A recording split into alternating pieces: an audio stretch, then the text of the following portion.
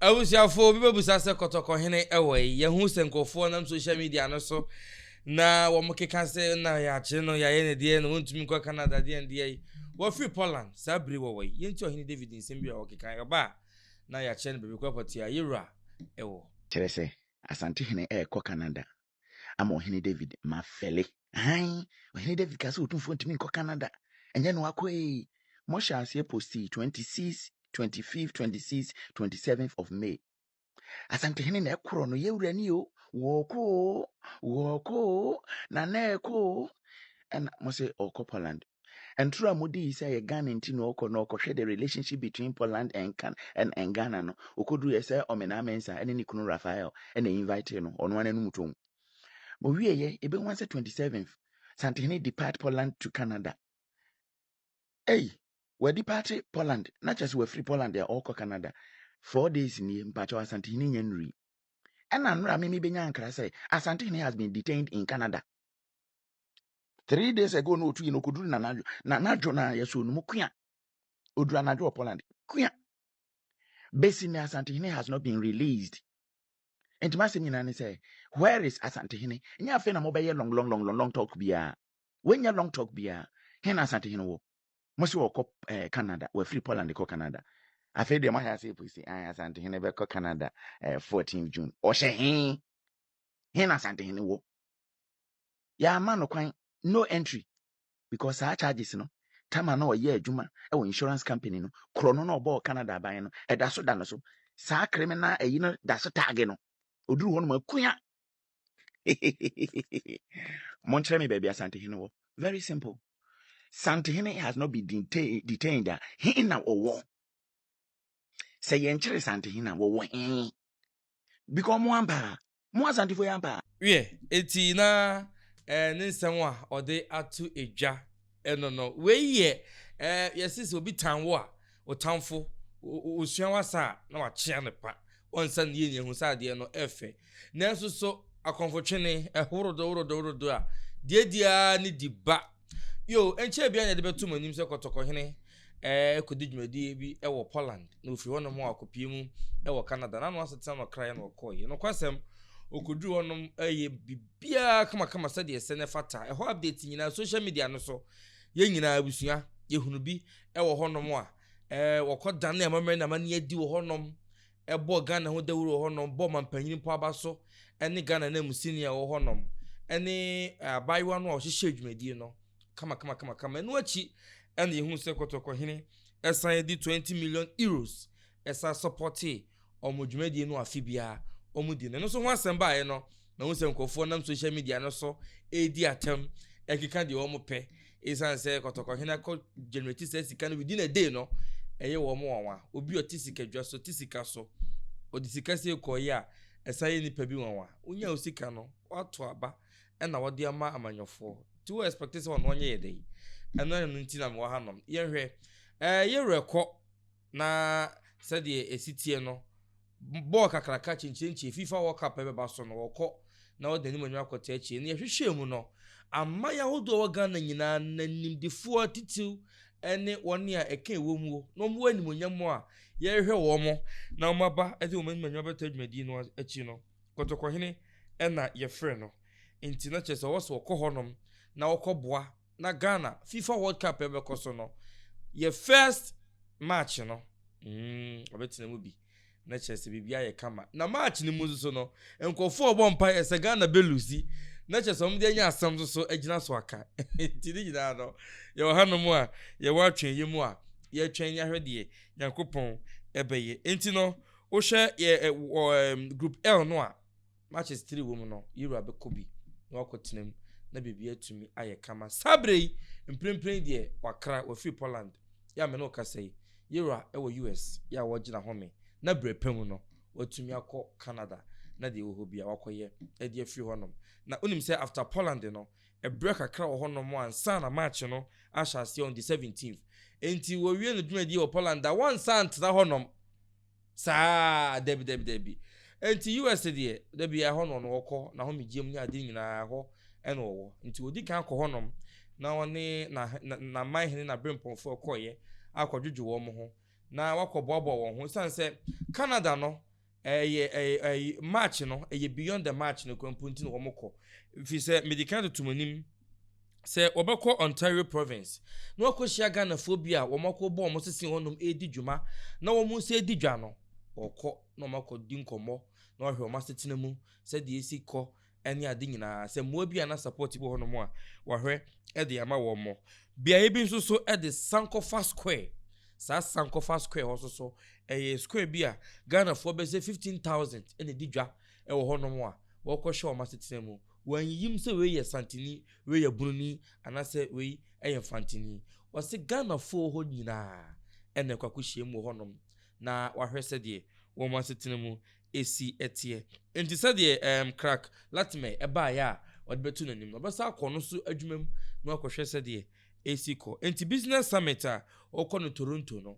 na chese ehwo ahoboa na yewura sabre de ode kwakopie mu ewo United States of America ojina home ewo honom enti no se obi te ba bi no kaka nsensem bi ni ade a na me de mehu ne se eye yaw ebi na womu na nkofo bi de yesa minima de property a sa wo hini David no mama ba ene fulani ni no ono wakata no minima de property a wo mo hwehwe ewo kotoko hene ho efi se mo hene tiatua na se wo se wate ne ho a adan na won hwe so hwechi ni kuro na kwantu ahodo yetutu won hwe so nkobie na obi tenchan na chenchene a de wo ye ne mpumtuo ene hiamo na kwanya badie ene hiamo edi kaka cho se Canada boni bia ni ho panimpa ono no hwekoro ni nyina so no woni ho no mu bi enti wo ko no mo ade ne wo koye ye de ho adisuo nyina abremo chenchena mo se ya che no Ghana hanom no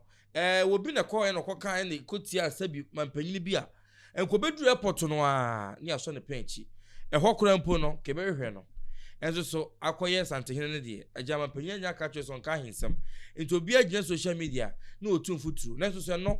enya no na ye yehwe enya no kwa na yehwe na no kwampo na masante kuntan no ema bebia atumi akama no nti no se sia de pese atiefo nyina ate ne se de di kan mfuto wo tugumani ni nyina no wo bia nkokotoko hene ho wo gina home o wa atweyem o wa homi mu twen se dwumadi a esi ne naso ya beyi no 17 fo kono obetumi akwakohwe ama bebia atumi aye kama enti atiefo de wo mokeka ne de munya wo mo no mo horo mo ho nche ho no mo a na brepam no kotoko hene kopie mu ho no mo a na yasan akwakotie ensem a omesa de ababonten ababeka fi so hene bitimi tena honom na obi te ba bi di ne yonko hena tem na obo na baso se de worka na wofo ane so ye no kra onye ohene bi betumi atena honom ohene mu a onima mamani amane enim mpanyini esu panyini tena fie masefo amfa kolati social media so de di atam keka ensem hunu a otimi tena se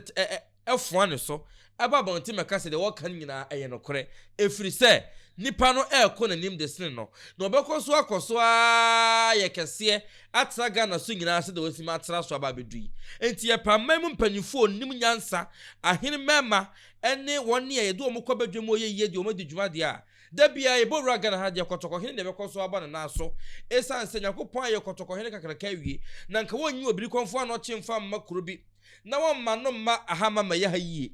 na me wo ba na akọ menua bi ho so ono na okokotara no so edina ye kese da bi enkamia no behweme na ye kese broni kokokwa befa ye de ye koye no edu ba bi no se da bi mentumi wose mesa de ne ko no ko hwani kuro ono ko wa akode de niam akakraka nyina wo ba ye ko ntumi ndi Ghana so nkunim na wo a wo hye mu enam ye so wabenya men afi wo so tiatua de a wo pesa wo ya na wo bredi pa na ofi na se ba ye na se enti obeye bia no di ne tentenoa de obeye bia no obepe nkrofo atran social media so wa so baba beka bi na mahoro no de asi wonom na mahoro na ohoro asante a eye dai wo mu ento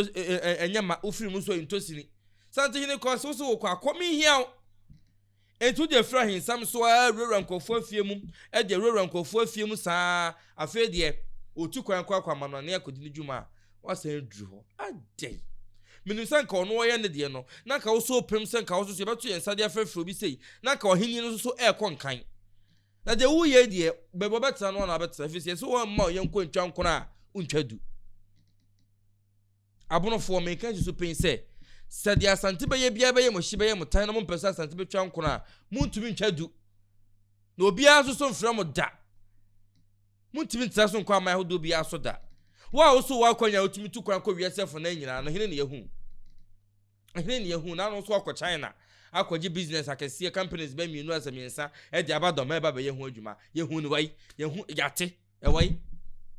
enso Asante ne kan ya ka musu yanyama mu hunu na modemo de ba ya mbekan de musu etisa enti ye na mo wasa bre bia no se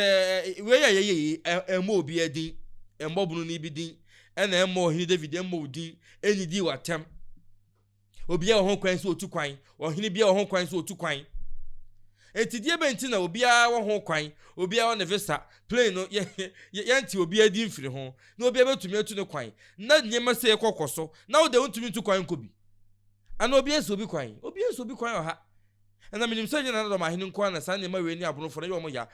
amman hini bi ene nananom bi wo ho no mo a Ghana hanom ye bi tan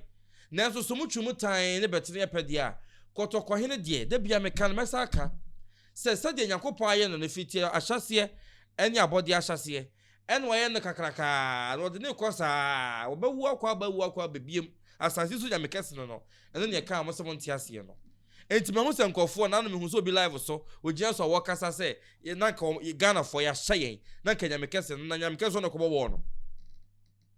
nyamekese onu na kobo no and this is the first time Ghana akọ World Cup ya hye no ye gina yenim yetim yese do musitie yenim se do musitie burki ha to mutumi de manipa enti se kotoko hene kọ na ye hye ya nhye wakọ de mo hwehwa no say because of my selfish interest in tino Ghana ninkuku Ghana eninkuku ahoye anti no adwe hye mutim nyina anya adwen pa ahoye anti no Ghana eninkuku na enya nimunyam mfama mo ne bebo obi oyesa bi etiri so enti mo nam social media honom na mo nkeka de mo pe na ya de na mo keka mo yesa mo magana so me meti Ghana ha me mo ha na me ka we no mo ye yesa no Hini David ne mama ba ne ho ahonifo no mo mra Ghana na mo keka sansem no ma mo sa wura ba akoso asate ono astate ono kakra kana na eye ne ya kakra omo kafo kakra che no comment section honom a na ne buafu ne ho because o firi so obu ne ho enti do be kan bia ne nyintumo bi anye no enti no yetiefo ne yeka che mo se de tie bia no kotoko hene ogina home ebrepem ana ebresem no wo be ko na ebosha ye hye mu nyina summit ahodo ni nyina wo be ko ni nyina ko hye mu nyina we aye World Cup no we beyond World Cup no krampo World Cup na chino dwumadi ahodo bi ono mo a wo be ye private meetings ahodo nyina be ko so Poland bi ko so enti mo nkoso a no mo tumfuturu nkofo ani no mo fa ya on ntia no mo keka de mo keka enya de ehia nie suma nkrofo atankonwa ne se mo bra efunu no enya wo ufunu no akokọ ikokosie ye no omo se bere behwe ho asem ne ka do ma hene kyeremasu for France na no abema na ukunu no omo so bra be yi ho ano bra ko te be yi ho ano omo so utu galamse enti jara omo so nyai eno ne hia de koso omo die mu no ebi hye mo ho so mu ja kokon bi die eno ne hia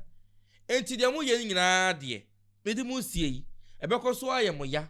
na mo kokọ koso apai na Asante hina koso aye kakraka enti wodwene ho adwenbone no na nyame ye ne kese wodwene ho adwenbone no nyame ye ne kese na mo nkonwa na ebre mo ase de mo tete so no amumu nkonwa no mo hweso nya de nkonwa na sade esesa mo ye no na nkonwa na twene ho na mo adwene ma mo ho so no eno na ye mo saa enti so ahene wasem na wo court de be hwa kan wie ye ka asem no wi abedi fo ne ye be gya konwa ne de firi nsem buru House of Chief no ebre ne be so be to aba so ma wunya